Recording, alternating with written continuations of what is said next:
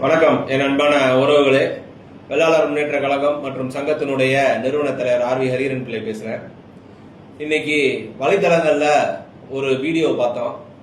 எங்களோட முன்னால பயணம் பண்ண அண்ணா சரவணன் மற்றும் அவர் கூட இருக்கக்கூடிய நபர்கள் அனைவரும் வேட்புமனு தாக்கல் பண்ண போறப்ப சில பிரச்சனைகளை எதிர்கொண்டாங்க அப்படின்னு சொல்லிட்டு முதல் நான் ஒரு விஷயத்தை தெளிவா இங்க பதிவு பண்ண விருப்பப்படுறேன். நன்னிலம் தொகுதி சட்டமன்ற தொகுதியில நன்னிலத்துடைய மண்ணின் மைந்தராக இருக்கிறவங்களுக்கு, குறிப்பா வெள்ளாளர் சமுதாயத்தில் இருக்கிறவங்களுக்கு தான் சீட்டு வழங்கணும்னு நாங்க தான் முத போஸ்ட் அடிச்சோம். எல்லா விதமான முயற்சியும் பண்ணணும், கிடைக்கல. அதே மாதிரி திமுக, அதிமுக, பாரதிய ஜனதா எத்தனையோ கட்சியில வெள்ளாளர் சமுதாயத்தில் இருக்கிறவங்க மிகப்பெரிய உயரிய பதவியிலாம் இருக்கிறாங்க. இன்னைக்கு கூட அதை பயன்படுத்தி தான் பாரதிய ஜனதா கட்சியில திருவாரூர் மாவட்டத்தில் மதிப்புக்குரிய அண்ணன் கோவி சந்துரு அவர்களுக்கு வாய்ப்பு வழங்கப்பட்டிருக்கு. அவருக்கும் நாங்கள் வாக்கு சேகரிக்க தான் இன்று வந்தோம். அப்போதான் இந்த பிரச்சனை நடந்துச்சுங்கிறத கேள்விப்பட்டோம்.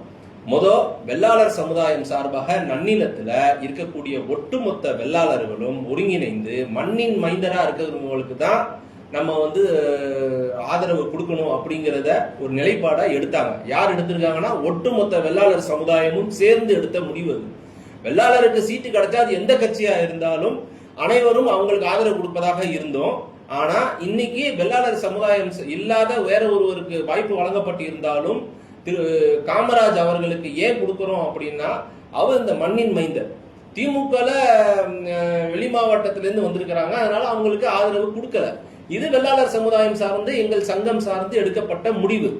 இது இங்க உட்கார்ந்துருக்க அவ்வளவு பெருமை நன்னிலத்தில் இருக்கக்கூடிய வெள்ளாளர் முன்னேற்ற கழகம் மற்றும் சங்கத்தில் இருக்கக்கூடிய நிர்வாகிகள், நன்னிலத்தில் இருக்கக்கூடிய வெள்ளாளர் சமுதாயத்தை சார்ந்த மக்கள்.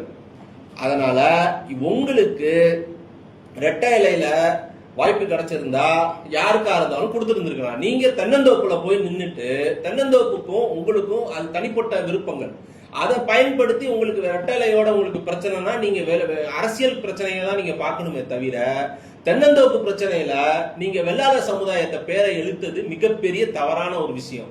அதே போன்று உங்களை உண்மையிலேயே தாக்கப்பட்டிருந்தீர்கள் என்றால் அதை நாங்கள் வன்மையாக கண்டிக்கிறோம். உங்களை தாக்கியிருந்தாங்க அப்படின்னா வன்மையா நாங்க கண்டிக்கிறோம்.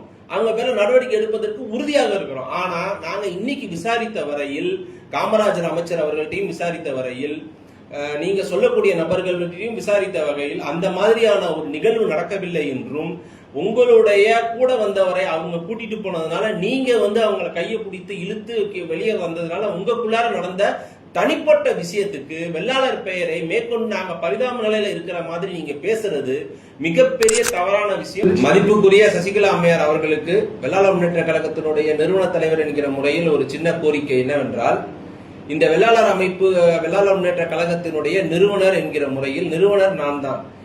என்னிடம் இருந்து வெளியே சென்றவர்கள் தான் இவர்கள்.